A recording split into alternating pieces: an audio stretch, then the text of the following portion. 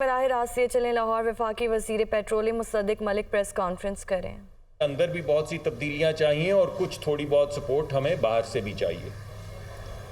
دوسرا ہمارا مسئلہ امپلائمنٹ کے بعد، کیونکہ سب سے اہم معاملہ یہ ہے کہ ہر شخص جو باہر نکلے اس کے پاس نوکری ہو تاکہ وہ عزت سے اپنی زندگی گزار سکے، اپنے ماں باپ کی خدمت کر سکے، اپنے بچے پال سکے۔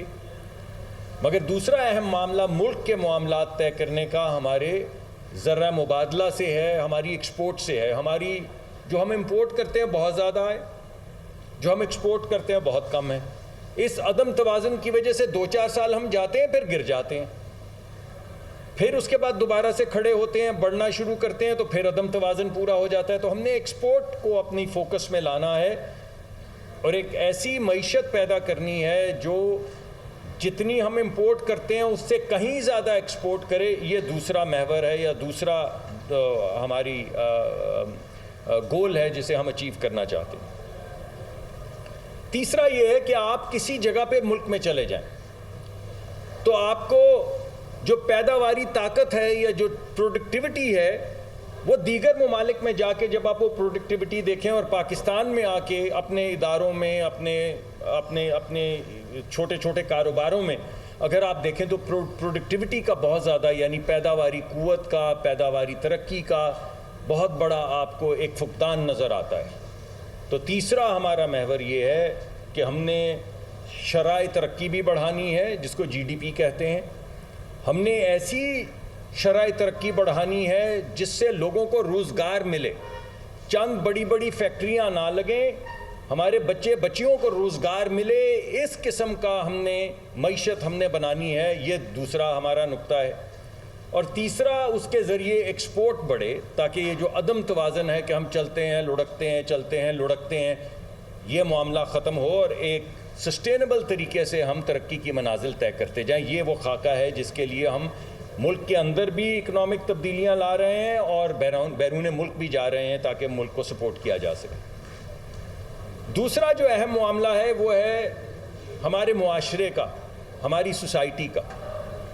یہ ہمارے معاشرے کے اندر یہ جو ایک پولرائز سوسائٹی بن گئی ہے جس میں لے دے ہے، جس میں نفرت ہے، جس میں کوئی ہم ایک دوسرے سے گفتگو نہیں کر پاتے کسی بات پہ، کسی تناؤ میں آئے بغیر، چاہے وہ سیاسی تناؤ ہو، چاہے وہ خاندان کے اندر تناؤ ہو، چاہے وہ انفرادی تناؤ ہو، یہ تو اچھے معاشرے کی نشانیاں نہیں ہیں۔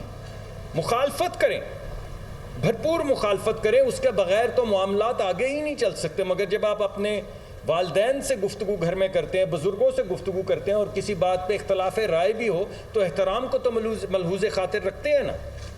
کبھی آپ نے والدین کے ساتھ تو اوئے توئے کرنے والے کو اچھا نہیں جانا، تو پھر معاشرے میں اوئے توئے کرنے والوں کو آپ کیوں اچھا جانیں گے، کیسے اچھا جانیں گے؟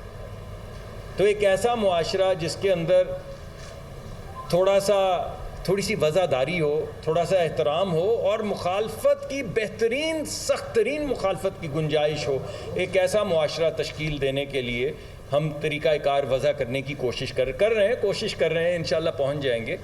مگر یہ ہماری تمنا ہے، یہ ہمارا فوکس ہے، یہ ہماری ویژن ہے معاشرے کے طور پہ، اور ایک ایسا معاشرہ جو وائبرنٹ ہو، جس میں کوئی تفرقہ نہ ہو بچیوں اور بچوں کے درمیان، بہنوں اور بھائیوں کے درمیان۔ جو سہولیات کسی شخص کو، کالج سے نکلنے والے نوجوان بچے کو جو سہولیات میسر ہیں، وہی یا اس سے بہتر سہولیات ہم اپنی بچیوں کے لیے، اپنی بہنوں کے لیے پیدا کریں گے۔ اس طرح کے معاشرے کی تشکیل کرنا چاہتے ہیں جو فیملی ویلیوز کو بھی ملحوظ خاطر رکھے، ہماری اسلامک ویلیوز کو بھی ملحوظ خاطر رکھے، مگر ڈسکرمنیٹری نہ ہو، ایسی تفریق نہ کرے جس سے لوگوں کے زندگی میں آگے بڑھنے کے مواقع جو ہیں وہ ختم ہو جائیں یا محدود ہو جائیں۔